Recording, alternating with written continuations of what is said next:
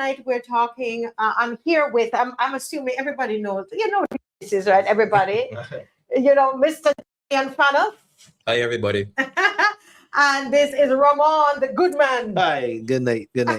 Ramon, good night to everybody. Ramon A. Goodman, and everywhere, pass me that cup. Everywhere this young man goes, he goes with the cup. Sure. Why you take this cup everywhere, Ramon? Oh, man, I love to see colors. It keeps water nice and cool. Yeah. And it signifies the efforts in which I would have put in throughout my campaign, and I just love it, and also what makes it even more special is that it was given to me by a very special lady, Marcia Weekes. Oh my goodness. Well, it's not even me, it's them. Special. It's the Loyal Edition and the Marcia Weekes Show. So remember, we had 30 of these cups. Of course. You guys in the Democratic Labour Party. Where's your cup? Oh, I ran through the house and forgot my cup. And I take this more this with me. I cherish it, and to be continued. To be continued. Yes, it means something. Of course. Ramon was early for once. That's why I forgot me. Ramon was early. Give me a knock for that, Ramon. That's right. Ramon early. Early is good. Early is good. Uncharacteristically early. Well, that is good. That's a good change. Change is good. That is good. So, we tonight we are talking about our theme is before the gun. Yeah. Before the gun. And somebody, people might say, oh my Lord, that sounds so, yeah, because that's what we're dealing with. Right now, the Prime Minister is saying all that the communities need to do, people need to do to stem the gun violence, but we want before that. What do we do before the gun? Because I've given this some thought. When I was a teacher, we would have learned of varying intelligences, right? So not everybody learns the exact same way. Some persons, they may be more socially aware. Some persons will be more arithmetically inclined, language-based. You tend to try to capture those individuals early. Because if you go as far back, I can remember the University of West Indies, when Hilary Beckles was the principal, he talked about a degree in every home. But to me, that policy, while it sounds good on paper and in theory, it only focuses on those individuals who have high educational attainment and they can go to the University of West Indies. It was a holistic approach which took into consideration those persons who are good with their hands, who can be sports persons and so on. So I think that we just tend to say this rather than just do a cost analysis of what that looks like. Because when you run the numbers, we have about 280,000 persons here, right, as a population. So let's say you have so that's basically about 70,000 homes in Barbados, right? So then you're saying there's a degree in every home, 70,000 homes. Right. Does Barbados have 70,000 degree-based jobs that can facilitate that policy? So then what if then you have a home where a mother and father who also have degrees and they want their 2 children to also get degrees? So then you have a home with 4 degrees. So then basically you're just saying then, okay, I want a degree in every home, but realistically some homes have 2 and maybe 3 degrees. And you're not putting policy in place where that those degrees can actually help them to grow economically and socially. So we tend to make policy, but we make it in a vacuum without really understanding what it is that we are saying. So I think that the approach is trying to capture those young people at their intelligence level, what it is, how they learn, their learning styles, what their intelligence is, and then you work on those individuals and you give them opportunity where that they can succeed. Because for too long, Barbados has been a country where that we tend to focus more on the CXCs rather than the skills. My question is, how many of those individuals who are in skills-based programs are working on the projects now on the various courses in the island? Are they getting the various skill attachments so that they can get the experience and then move on to other employment? Right. You get me? Rather than those contracts going up to persons who are then bringing other individuals to work. Or are people at skills training, vocational training board, polytechnic, are they getting the ready attachment that they need to work and just get that skills-based experience to then go on and then really, if they want to be contractors, if they want to work for themselves, if they want to work for a firm, are they getting the experience in school? So if you're not capturing those persons early and they've just come through the system and they fall out, then other individuals will pick them up and then weaponize them and then turn them on society. And these are things that we need to think about before we necessarily say, I want a degree in every home. Wow, that is very. And I know, Ramon, I can see you're waiting to say something on that. But I also want, as we're on this topic about, we're talking before you jumped right into jobs and opportunities. It was in the news, it was yesterday, that Williams, right? That's correct, yes. That they are going to be, they're letting go about 30 persons, and people are really concerned about that on social media. I would love for you to talk about in your response, because from my understanding, it seemed to be that most of those people that might be let go are men. Yeah. Wait, who is this joining us? Who is this joining us? Come right here. Come here. The camera will soon pick you up. We're going to sort that out a little bit more. Wait, let me scoot over, man. Come in. Come over. Yeah. No. Bring over the chair. Bring the chair. Listen, we're very informal on here, okay? Of course. We're very informal. We soon fix him. Dave, you can come in and fix this camera for us. Oh, I think he's in. He's in. This is here. Yeah, lovely. It would also be very remiss if we do not mention that today is Jamal's birthday. Lovely. Jamal, today your birthday. Excellent. Yes. Oh my goodness. Yes, of course. 27 years old today. They go so fast. Wow. Happy birthday. Oh my God. Happy birthday. Ariel Roxanne, happy birthday, Jamal. Thank you so much. Happy birthday, Jamal. Wow. Happy wearing blue. We're wearing blue. Okay. Well, happy birthday to you. Happy birthday to you. Happy birthday, dear Jamal. Happy birthday to you. All right, Mr. Creative. Thank you. Yes, I did not know. What voice? Well, you can Well, I'm singing for you, so I had to put out the best. Oh, okay. So you can hold a note. Of course.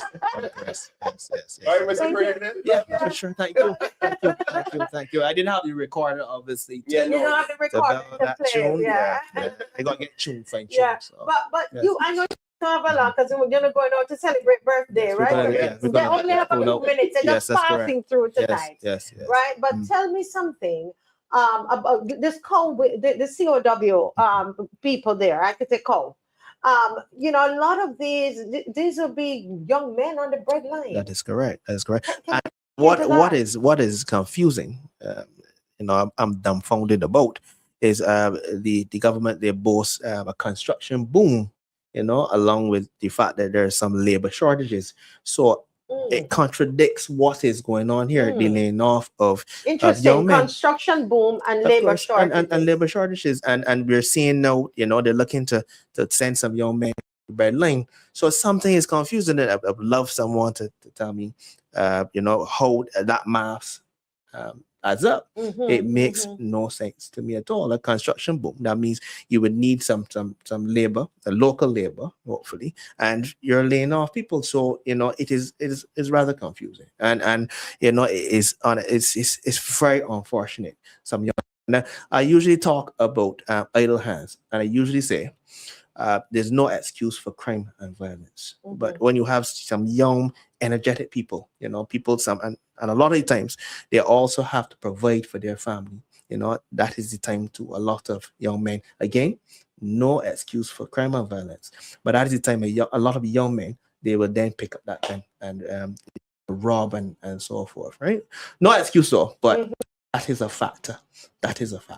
And we must look at these things seriously before the gun. The math is not mapping. Tonight we're talking on your birthday. We're putting you on the spot.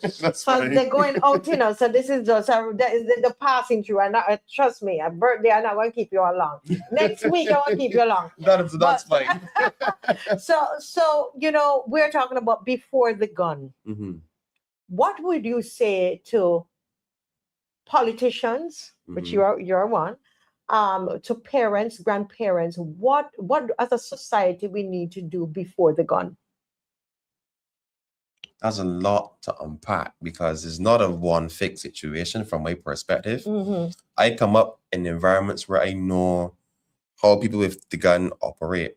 It isn't you just wake up one and have one. Sometimes it's something you have room for. Other times it's something that comes out of what people feel to be a necessity.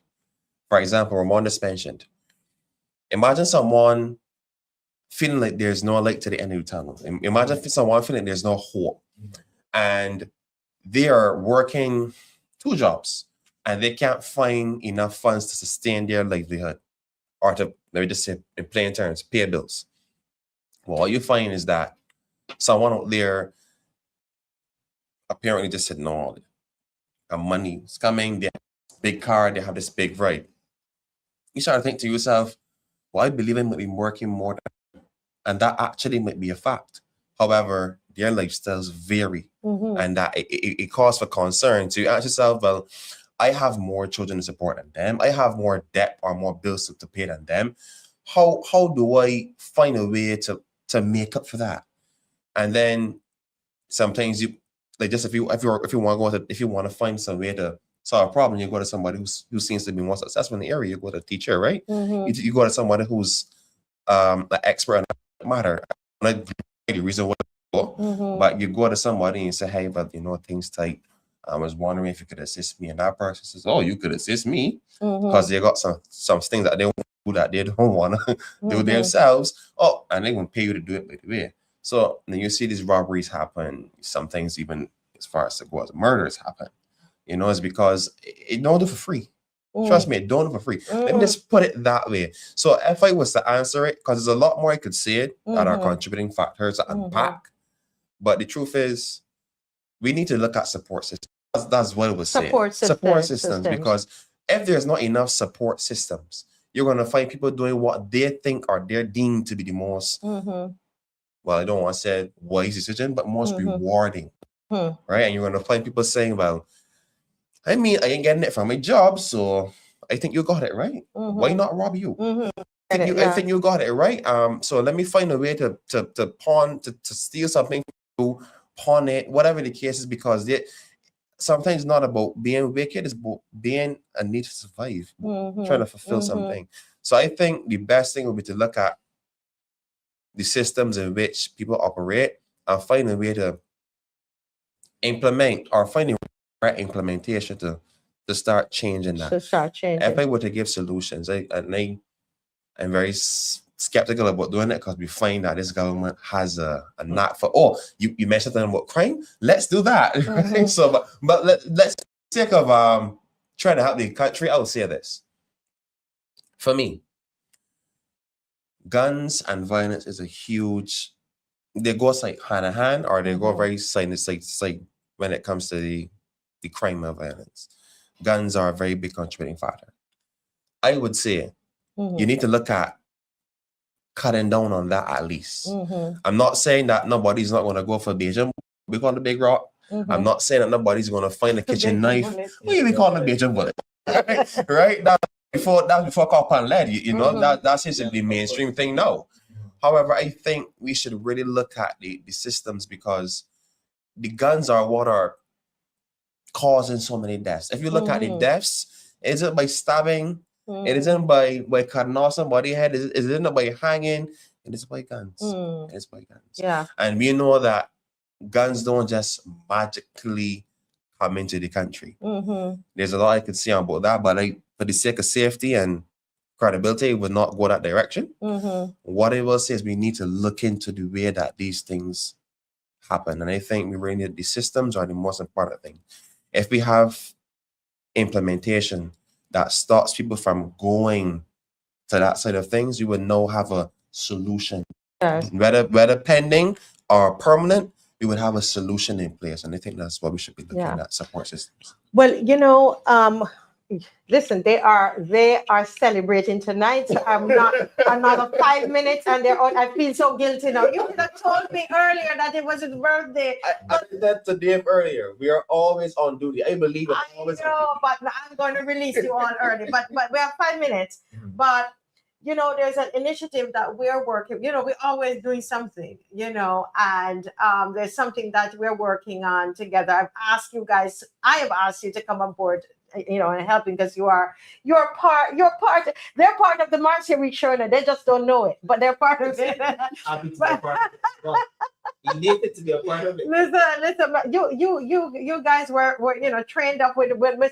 Thorne. So Mr. Thorne, I have them till you're ready for them again. All right. but oh boy, that's a funny thing there. But anyway, but let's just say this, right?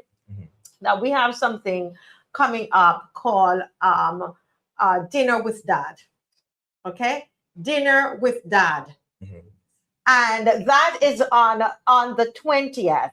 And I see that as a before the gun initiative. Yeah. It's true. What are your thoughts about that? Fathers are very, very important. And I think that sometimes fathers don't get the appreciation that they should get. Really and truly, because there are some men who are present in their children's lives and they really try their best to steer them in the right direction. And I would say to any person that is a father, you are very, very, very important because your guidance, your experience, your wisdom, talking to your child and telling your child the mistakes that you might have made and you know what you learned from it. It goes in such a long way because you know we have homes now that where fathers are absent and you know mothers, they try their very best and that's no criticism. They try their very, very best, but sometimes there's just some things fathers need to explain to boys. You understand me? There's some things that fathers need to explain to their daughters.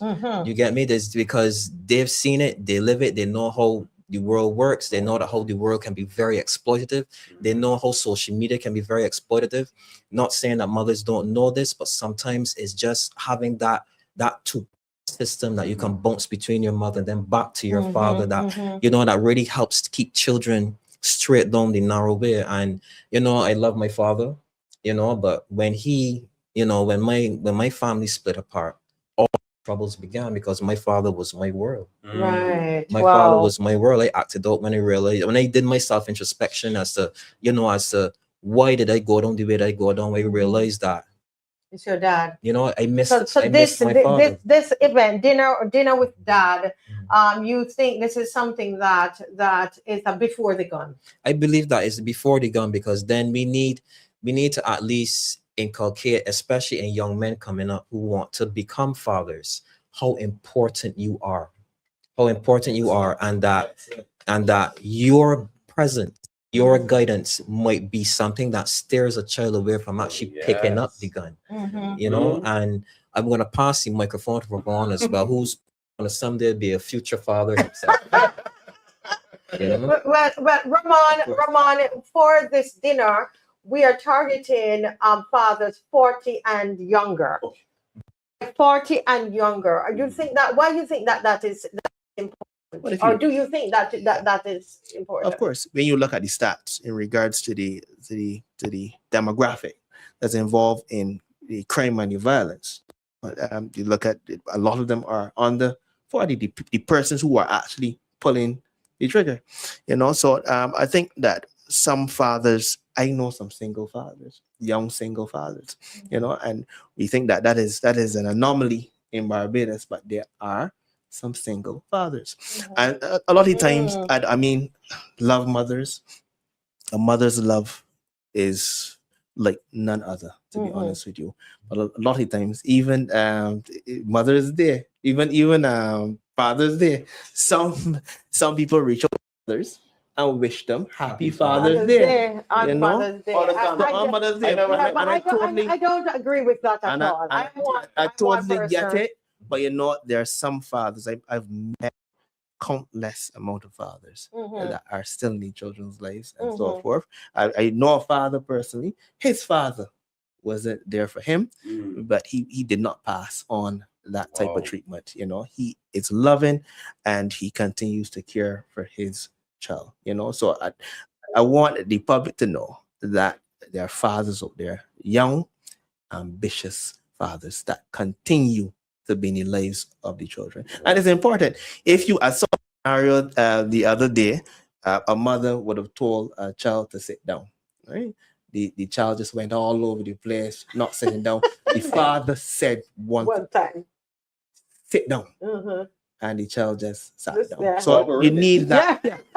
You need that sometimes that tenor, that bass voice. Need the bass. You know, sometimes you do need that strength. I have 3 boys, and trust me, you need the bass. But Jamal, birthday guy, and this is the last, and you got, because I know got to run.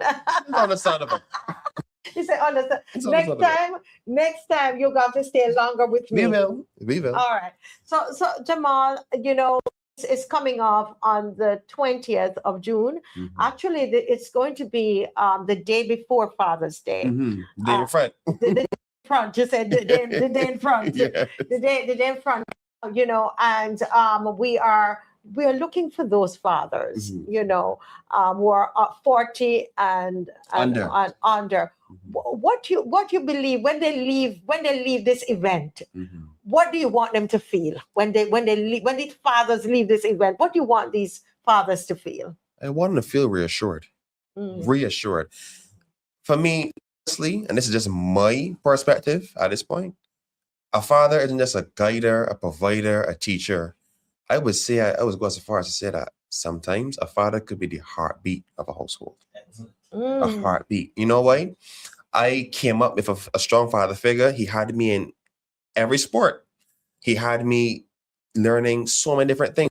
It was him that got me into learning lessons and all. Wow. So for me, a father, the heartbeat of a household. And I believe that if you start to look at it from that viewpoint, you will have a different understanding of what it means to be a father. It doesn't mean that at some point you just be a provider and you help with money. It doesn't mean at some point you step in and say, oh, stop this and stop that. It doesn't mean at some point you teach them how to kill a rat or how to fix a light bulb, right? How to put in a light bulb. It means that you are there 24/7, willing and able to help in any situation that arises. To me, that is a father. And I think that is such a hard task that a lot of us, we seem to overlook. And that is why I think this is a great event. I think this is an event that should reassure them that, hey, you're on the right path. Don't feel like a failure. Don't feel like being a father is a decision or a bad decision, but it's a chance that God has given you to rise to the occasion and to solve this problem, to help nurture this individual into a better individual, best individual that they could be. I'm saying this as a person who just spent roughly from 4 o'clock to whenever came through this door with my father. I don't do it often enough. Yes, I don't do it often enough. Oh, that is amazing. And funny enough, this is the craziest thing. It wasn't just my father. It was one of my fathers. So I saw both of them tonight, actually, this evening and then tonight. Both of my godfathers, one of my uncles, and my father. Oh, and wow.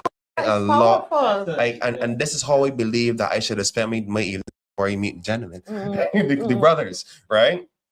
And the reason I say this is because I think having a core of individuals that has similar mindsets, they're all on the same wavelength when it comes to parenting. And I think this event is going to, if not recreate it, trigger that within them. It's an opportunity for fathers to realize, hey, I know it's tough, but we're not alone.